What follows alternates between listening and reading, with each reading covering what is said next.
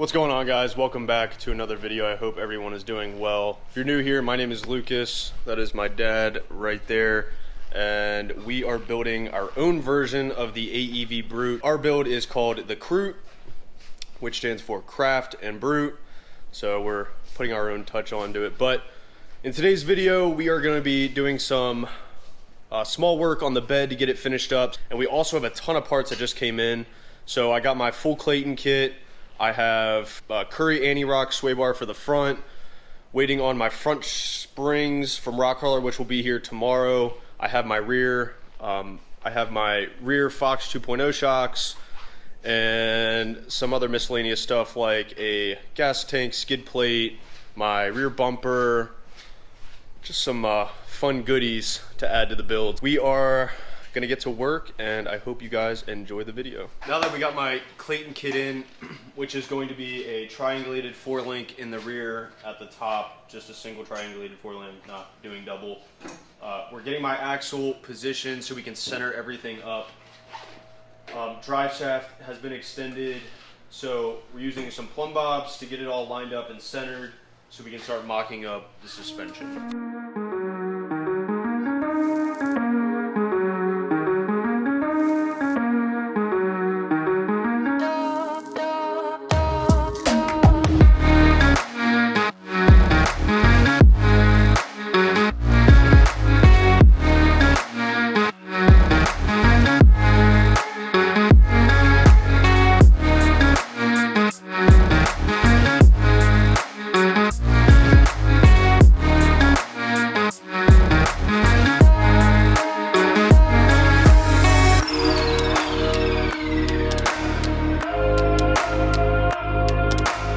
Alright guys, so we've been trying to mock up our Clayton suspension, and we're just trying to figure out what's the best way to get the best pinion angle, because we don't want vibration at highway speeds, low speeds, anything like that. We want our pinion angle to be as straight as possible onto the transfer case. Well, it's mainly because we have a double cardan drive shaft, which is up by the slip yoke eliminators. We had the Artec truss on the rear axle to begin with. We were not going to cut all that out.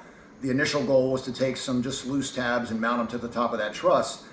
But we didn't have enough adjustability with the upper and lower, the upper joints. We were almost maxed out to an uncomfortable area. So what Luke's idea was to take the truss that came with the Clayton kit. This is the truss that you get with the Clayton kit, and this would go on. So we have the Artec truss on the Dana 44, and if it didn't have that on there, this is what would go onto it and act as our truss to mount our brackets. These are what your upper control arms were going to mount to. So we would have to buy the loose tabs, weld them to the top of the other truss, but that's too far for these arms to go. So I had the great idea to take this truss, and this will also add more rigidity and strength, and if we cut it here and here, or to fit on top of the Artec truss, then that'll allow us plenty of room and adjustment to fit the upper control arms into here, and we already have the correct angle and degree and everything we need. Geometry, everything is going to line right up where it should have normally been.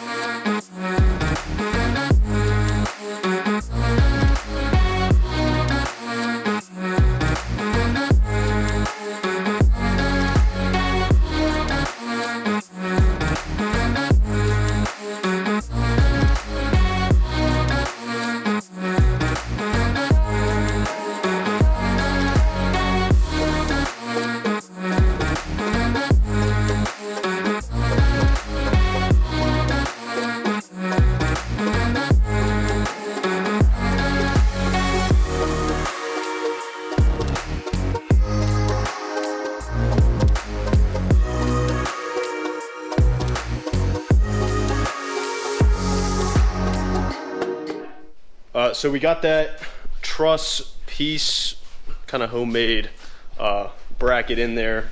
improvised bracket. The welds, I believe, are some of my best welds. Get a closer look in there. I have never been taught. For being self-taught, those are some pretty welds. Not these good ones, but those. So, we are still learning as we go along with this whole build and projects. I'm looking forward to the next builds where now we know what we're doing and it's just gonna be hopefully smooth sailing. We have that truss piece on. We're almost ready to start mocking up the full suspension. So we're gonna start throwing in the springs and shocks, get those things fitted, see how they fit, and then we're gonna put the control arms on. Yep, control arms on. And if those fall into place, we'll tack those brackets on the frame. Yep.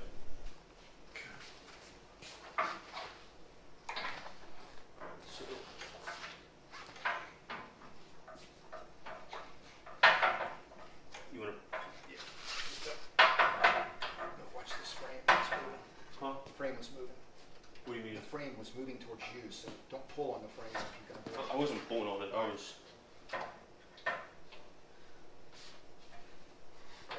Lower the jack a little bit, if you can. That should be enough.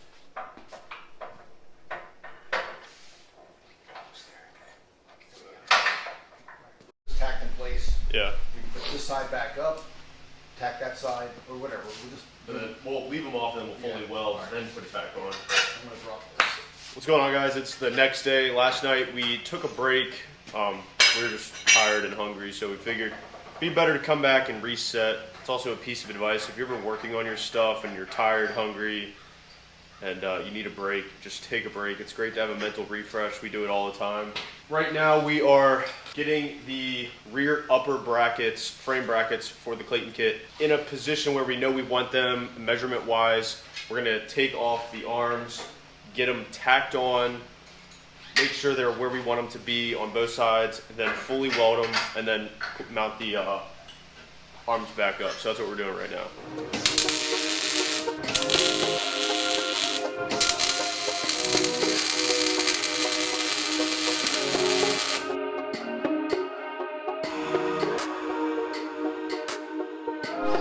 Holy crap, guys.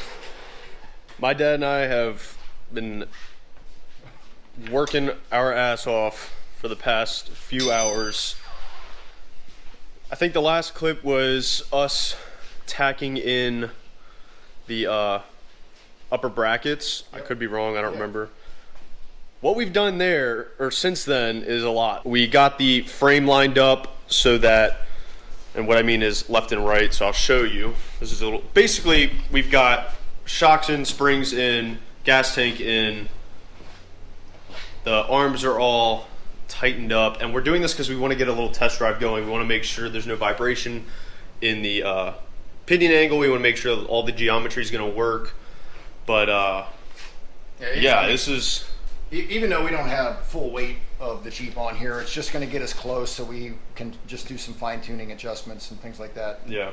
What we're trying to figure out, or not figure out, is what we're trying to do is, because we did the extension on the frame, we've got to extend his fuel line too. And so we're dealing with a stock line. You know, it's got the original fittings that clip on each end, you know, up on the fuel pump where the tank is, and on the hard line, which is right in here.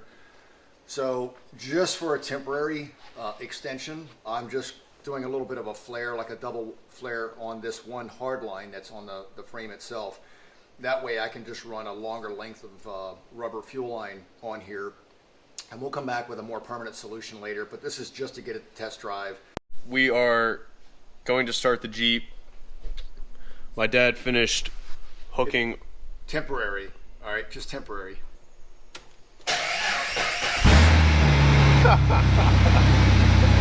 We have the muffler off, so it's loud. I like that. Might have to leave it like that. That sounds pretty good. I know. I do like that a lot.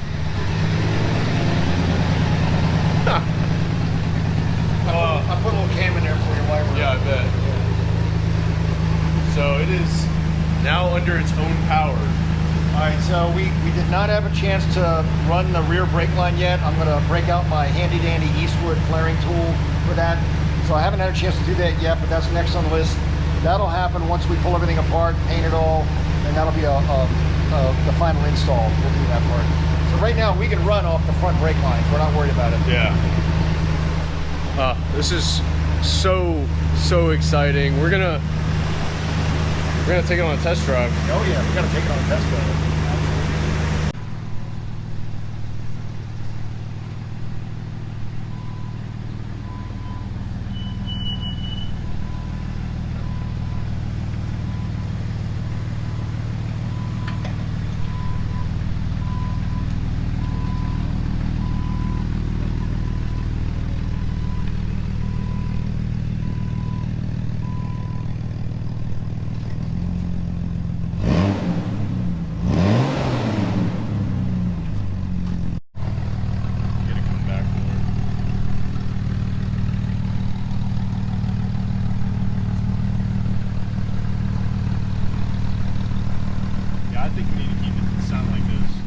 The sound Maybe a little bit quieter, just but a teeny bit.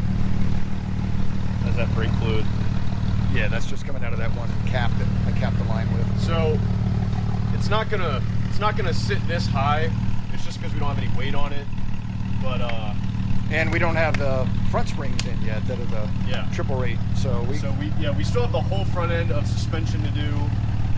Springs, shocks, which the shocks are all in back order. So, but this is a huge moment. I'm super excited.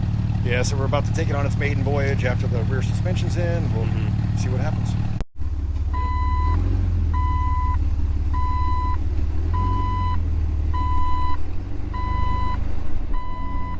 Oh, the dust. There's a Jeep right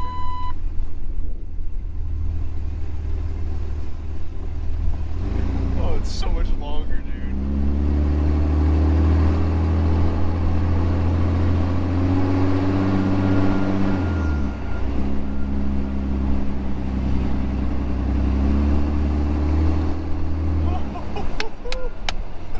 I'm so excited. You feel how stiff it is with no weight back there? Yeah. God, the suspension is so tight, and compared to how loose all the rough country stuff was, it's like all of it's like so solid. Right.